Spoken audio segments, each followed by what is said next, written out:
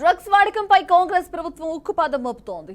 మంత్రి పొన్నం ప్రభాకర్ స్పష్టం చేశారు. అలాగే అధికారులు ఎక్కడికక్కడ తనిఖీలు, సోదాలు నిర్వహిస్తున్నారని చెప్పారు. విద్యార్థులు డ్రగ్స్ తీసుకోవడంతో కొన్ని కళాశాలలకు నోటీసులు కూడా ఇచ్చామన్నారు. ఫంక్షన్లు, పార్టీల పేరిట సాంఘిక కార్యక్రమాలు చేస్తే కఠిన చర్యలు తీసుకుంటామని హెచ్చరించారు. కొంత ఏ పార్టీలోనైనా మీరు కూడా చాలా మనం ఫంక్షన్స్ అటెండ్ అయినప్పుడు ఈవెన్ సిటీలో కూడా పెద్ద పెద్ద ఫంక్షన్ హాల్స్లో విందులు పెట్టుకుంటారు. దానికి సంబంధించిన కొంత ఎక్సైజ్ 13,000 ఛాలెంజ్ కడితే దానికి సంబంధించి ఇస్తారు. ఎక్కడ కూడా దానికి అభ్యంతరం లేదు.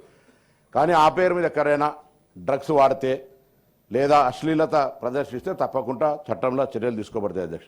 దానికి కూడా బ్రాండ్ ఇమేజ్ దెబ్బతిలిగే విధంగా రాజకీయంగా కొంత ఇది తరచు ఇటువంటి జరిగిన సంఘటనలకు సంబంధించి అది కూడా అవన్నీ జరుగుతూ ఉన్నాయి. ఎక్కడ కూడా ఎవరిని కూడా ఇందులో డ్రగ్స్కు సంబంధించి ప్రభుత్వం అధికారంలోకి వచ్చిన తర్వాత, మా ప్రజాపాలన ప్రభుత్వం వచ్చిన తర్వాత కాలేజీలకు సంబంధించి కూడా షోకాజు నోటీసు కూడా ఇవ్వడం జరిగింది.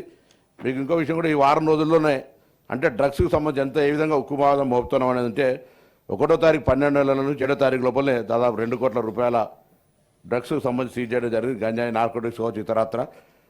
దాని తర్వాత ఈ 2 రోజుల్లో కూడా 46 లక్షల రూపాయలు చేయడం జరిగింది.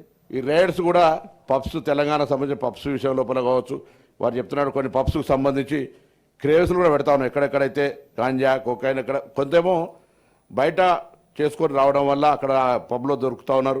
అటువంటి వాళ్ళందరూ కూడా కేసులు జరుగుతుంది. కన్జంప్షన్ ఎక్కడ జరిగినా కూడా కొంత పాఠశాలలకు సంబంధించి కూడా వాళ్ళ పాఠశాల పేర్లు చెప్తే వాళ్ళకి సంబంధించినటువంటి ఇబ్బంది అవుతుంది. కాబట్టి కొన్ని కేసు నెంబర్లు కూడా బుక్ చేయడం జరిగింది. ఆ కేసులకు సంబంధించిన వివరాలు కూడా తమకు ఇస్తాం. వాటికి సంబంధించి కూడా ఎక్కడ కూడా ఎందుకు చెప్తున్నాం అంటే ఇది రాజకీయ పరంగా